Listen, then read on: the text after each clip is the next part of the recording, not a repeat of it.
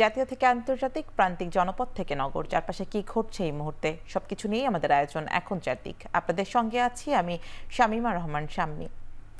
ফ্যাসিবাদ বিরোধী আন্দোলনে থাকা বিভিন্ন দল নিয়ে বৃহত্তর জোট করতে চায় বিএনপি। একই সঙ্গে নতুন বাংলাদেশ হবে তারুণ্য নির্ভর।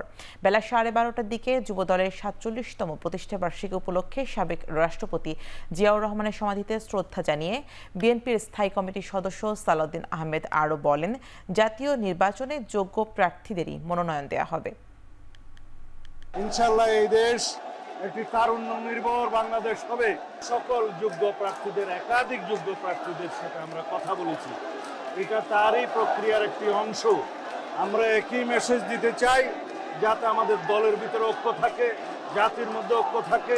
যাদের সাথে আমরা যুগপৎ আন্দোলন করেছি এবং অন্যান্য একটা বৃহৎ জোটের জন্য আমরা চিন্তা করছি, সবাইকে নিয়ে ঐক্যবদ্ধভাবে যাতে আমরা আগামীতে এই নির্বাচনী বৈতরণে পার হতে পারি। তবে জাতির মধ্যে ঐক্যটাই হচ্ছে আমাদের সবচেয়ে বড় শক্তি। বাংলাদেশ ও পাকিস্তানের নবম জেইসি কমিশনে দুই দেশের মধ্যে বিমান, নৌ চলাচল, কৃষি, শিক্ষা ও জ্বালানি নিয়ে বেশ কিছু সমঝোতা হয়েছে।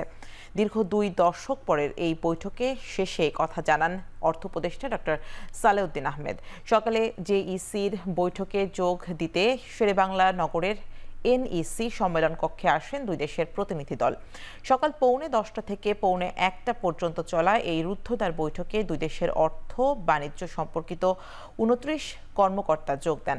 বাংলাদেশের পক্ষে এই বৈঠকে নেতৃত্ব দেন অর্থ উপদেষ্টা, অপরদিকে পাকিস্তানের পক্ষে নেতৃত্ব দেন দেশটির পেট্রোলিয়াম মন্ত্রী। টানা 2 ঘণ্টা বৈঠক শেষে বিএসটিআই এবং পাকিস্তানের হালাল খাদ্য সংস্থার মধ্যে হালাল খাদ্য বিষয়ক একটি সমঝোতা স্বাক্ষর সই হয়। পরে দুই দেশের নেতা বলেন, দীর্ঘ বিরতির পর দুই দেশের বাণিজ্য বিনিয়োগের নতুন অভিযাত্রা শুরুর ক্ষেত্রে তৈরি হয়েছে এই যৌথ অর্থনৈতিক কমিশনের বৈঠক।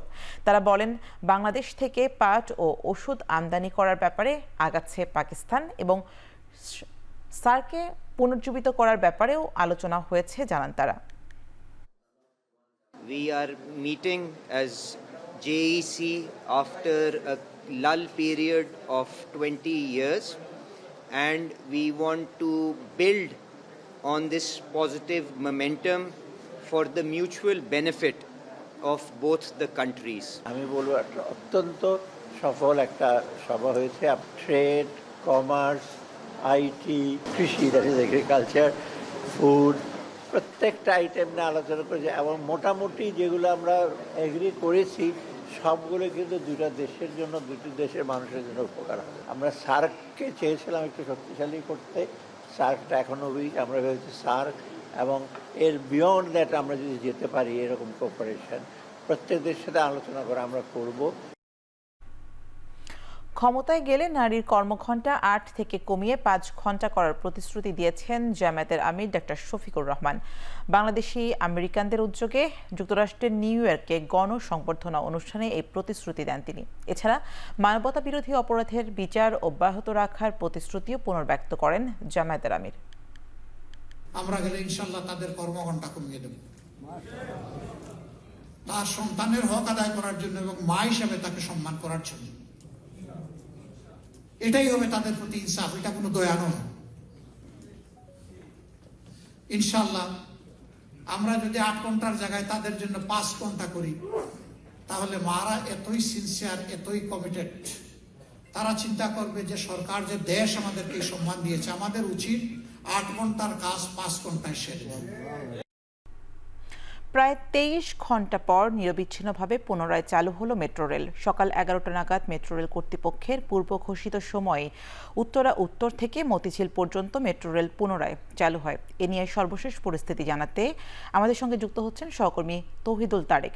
তারেক জানাবেন যে মেট্রো রেল চলাচল তো শুরু হলো, দীর্ঘ ভোগান্তি শেষে যাত্রীরা কি বলছেন?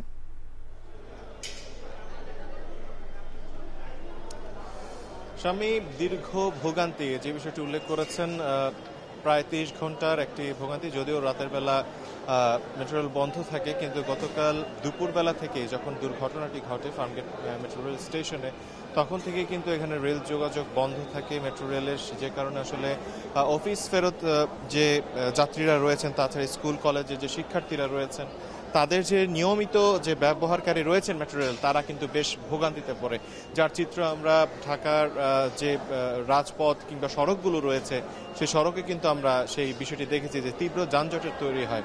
কিন্তু আজকে যখন 11টার পর থেকে শুরু হলো এই মেট্রো রেলের পুনরায় চালু হলো, তখন থেকে আসলে আমরা কয়েকজন যাত্রীর সাথেই কথা বলেছি, তারা স্বস্তি প্রকাশ করেছেন বিষয়টি নিয়ে। কারণ এমন অনেক যাত্রী রয়েছেন যারা প্রতিদিন উত্তরা থেকে ফার্মগেটে যাতায়াত করেন। তো এই সময়টা তাদের যে সময়টা তাদের সেভ হয়, সেই জায়গা থেকে তারা বলছিলেন যে চালু হওয়াতে তারা স্বস্তি প্রকাশ করছেন। তবে একই সাথে কয়েকজন যাত্রী আশঙ্কাও প্রকাশ করেছেন, উদ্বেগের বিষয় প্রকাশ করেছেন যে যে দুর্ঘটনাটি গতকাল ঘটেছে, এই ধরনের দুর্ঘটনা আসলে তাদের সাথেও হয়তো ঘটতে পারত। তো সেই জায়গা থেকে তারা বলছেন যে তারা চান যে মেট্রো রেলের মতো এমন একটি প্রজেক্ট যেটা আসলে মানুষের জন্য কল্যাণ বয়ে নিয়ে আসছে, তা যাতে কোনোভাবেই আবার প্রাণহানির কারণও না হয়ে দাঁড়ায়, সেই জায়গাটি কর্তৃপক্ষকে খুবই ভালোভাবে দেখার আহ্বান জানিয়েছেন তারা। এবং একই সাথে তারা বলছেন যে এই যে তদারকি যাতে আরও বাড়ানো হয় এবং এই কল্যাণ মেট্রো রেলের এই কল্যাণকর দিকটি যাতে সবসময় সমুন্নত থাকে, এটি রক্ষা করা হচ্ছে কর্তৃপক্ষের পাশাপাশি যাত্রীদেরও একটি দায়িত্বের জায়গা তারা উল্লেখ করেছেন। তবে যে বিষয়টি কালকে ঘটেছে এটি খুবই অপ্রত্যাশিত এবং তারা যে ভুক্তভোগীর পরিবার রয়েছে তাদের সাথে তারা আছেন বলে কিন্তু তাদের প্রত্যাশা প্রকাশ করেছেন। এবং তারা একই সাথে বলছেন যে এই মেট্রো রেলের যে পুনরায় চালু হয়েছে এর ফলে তাদের যে ভোগান্তি ছিল কালকে থেকে আজকে পর্যন্ত তা অনেকটাই কেটে গেছে এবং বেলা বাড়ার সাথে সাথে কিন্তু আপনারা দেখতে পাচ্ছেন যে এই মেট্রো রেল ব্যবহারকারীদের সংখ্যাও বাড়ছে। এই ছিল সর্বশেষ। দীর্ঘ বিরতির পর আবার নিরবিচ্ছিন্নভাবে মেট্রো চলাচল শুরু হয়েছে, তাই স্বস্তি ফিরেছে নগরবাসীর মাঝে। সে বিষয়ে আমাদেরকে জানাচ্ছিলেন সহকর্মী তৌহিদুল তারেক। রাজধানীর ফার্মগেটে মেট্রো রেলের পিলার থেকে বিয়ারিং প্যাড পড়ে নিহত আবুল কালাম আজাদের দাফন সম্পন্ন হয়েছে। সকালে শরীয়তপুরের নড়িয়ায় মোস্তারের চর পূর্ব পোড়াগাছা দাখিল মাদ্রাসা মাঠে দ্বিতীয় জানাজা সম্পন্ন হয়। পরে নড়িয়া মসজিদের কেন্দ্রীয় কবরস্থানে তার দাফন সম্পন্ন হয়। পুরো এলাকায় তৈরি হয় শোকাবহ পরিবেশ। এর আগে রোববার রাত 10টায় নারায়ণগঞ্জের সিদ্ধিরগঞ্জে নতুন আইলপাড়া বাইতুল ফালা জামে মসজিদে তার প্রথম নামাজে জানাজা অনুষ্ঠিত হয়। সিদ্ধিরগঞ্জের পাঠানটুলি এলাকায় স্ত্রী ও তার 2 সন্তান নিয়ে ভাড়া বাসায় থাকতেন আবুল কালাম আজাদ।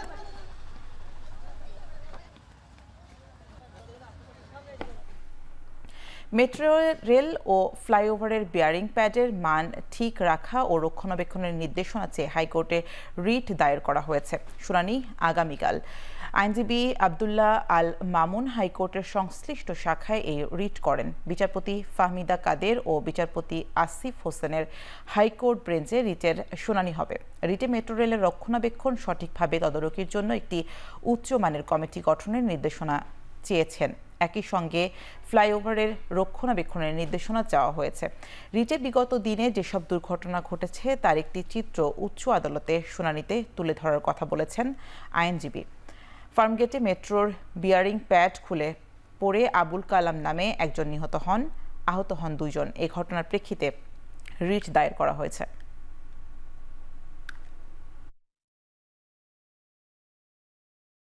রিটে যেটা চেয়েছি, আমাদের রুলে 3টা বিষয় আমরা চেয়েছি। একটা হচ্ছে এখানে যে বেয়ারিং প্যাডটা ছিল, এই বেয়ারিং প্যাডটার গুণগত মান নিশ্চিতকরণ হয়েছে কিনা সেটার উপরে আমরা রুল প্রেয়ার করেছি। এবং এটার সঙ্গে এই বেয়ারিং প্যাড এবং মেট্রো রেল এবং হলো সারা ঢাকা শহরের যে ফ্লাইওভারগুলো আছে, ফ্লাইওভারের যে রক্ষণাবেক্ষণ আছে, এই রক্ষণাবেক্ষণের কোনো অবহেলা আছে কিনা এবং এই অবহেলাজনিত কারণে এই ঘটনা, এই ট্র্যাজেডি হয়েছে কিনা সেটার উপরে আমরা রুলের প্রেয়ার করেছি। এবং পাশাপাশি এইখানে যে এই রক্ষণাবেক্ষণের যে জবাবদিহিতা সেটার স্বচ্ছ প্রক্রিয়া আছে কিনা সেটার উপরেও আমরা রুলের প্রেয়ার করেছি। তুচ্ছ ঘটনা নিয়ে সাভারের ডেফোডিল ও সিটি বিশ্ববিদ্যালয়ের শিক্ষার্থীদের মধ্যে রাতভর সংঘর্ষের ঘটনা ঘটেছে। সিটি বিশ্ববিদ্যালয়ের 11টি গাড়িতে ভাঙচুর ও অগ্নিসংযোগ করা হয়। ভাঙচুর চালানো হয় অফিস ও শ্রেণীকক্ষেও। ভাঙচুর ও আগুনের ঘটনায় আহত হয়েছেন শতাধিক শিক্ষার্থী। রাতে সংঘর্ষের পর সকালে পরিস্থিতি জানাতে সিটি বিশ্ববিদ্যালয় এলাকা থেকে আমাদের সঙ্গে যুক্ত হচ্ছেন সহকর্মী হুমায়ুন কবির। কবির, জানাবেন যে এই মুহূর্তে ক্যাম্পাসের চিত্র কেমন দেখছেন এবং আহতদের অবস্থা কেমন? বিশ্ববিদ্যালয় প্রশাসনই বা কি বলছে এটি নিয়ে?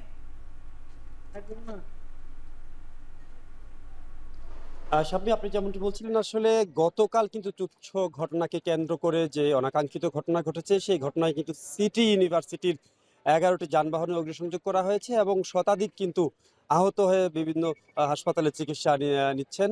তো আসলে সেই ঘটনায় কিন্তু বিশ্ববিদ্যালয় এলাকা জুড়ে থমথমে পরিস্থিতি বিরাজ করছে। তবে কিছুক্ষণ আগে আসলে সিটি ইউনিভার্সিটির ভিসি মহোদয় একটি সংবাদ সম্মেলন করেছেন।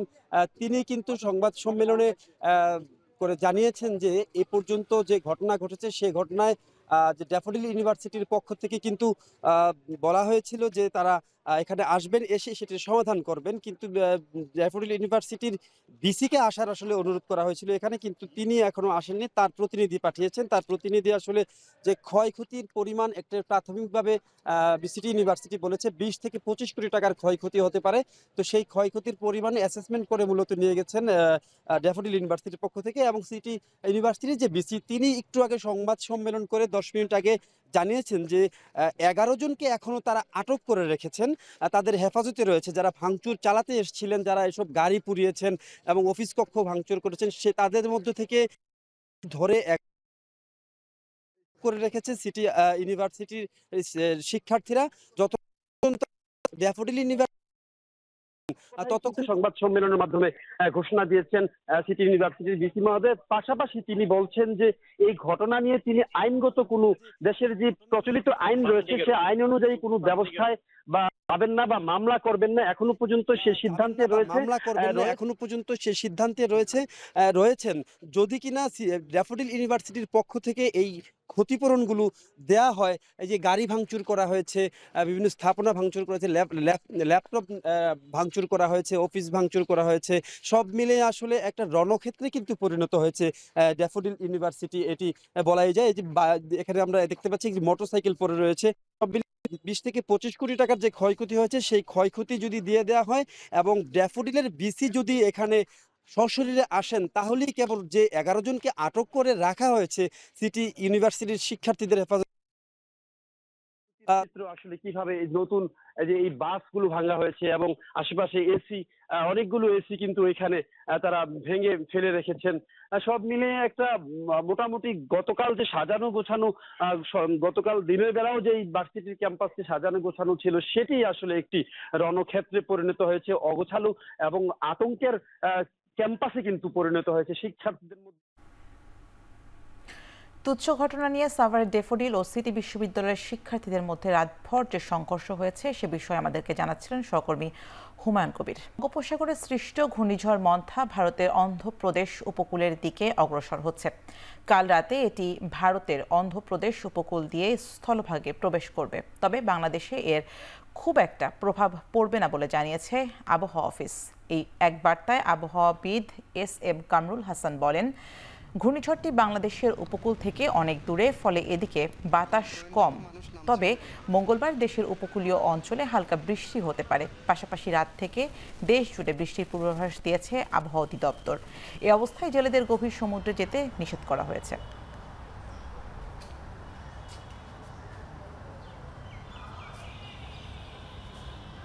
ঘূর্ণিঝড় মন্থা উপকূলীয় অঞ্চলে আপাতত দুই দিন বাড়ার সম্ভাবনা কম, তবে ওটা ল্যান্ডে ওঠার পরে আপনার ল্যান্ডের উপর দিয়েই দুর্বল হয়ে লো প্রেসার হিসাবে আপনার বিশেষে আমাদের উত্তরাঞ্চল সাইক্লোনটা আসলে যেখান দিয়ে ক্রস করবে সেটা আমাদের উপকূল থেকে বেশ দূরে, যার জন্য প্রভাবটা ঠিক ওইভাবে আমাদের উপকূলে আসবে না।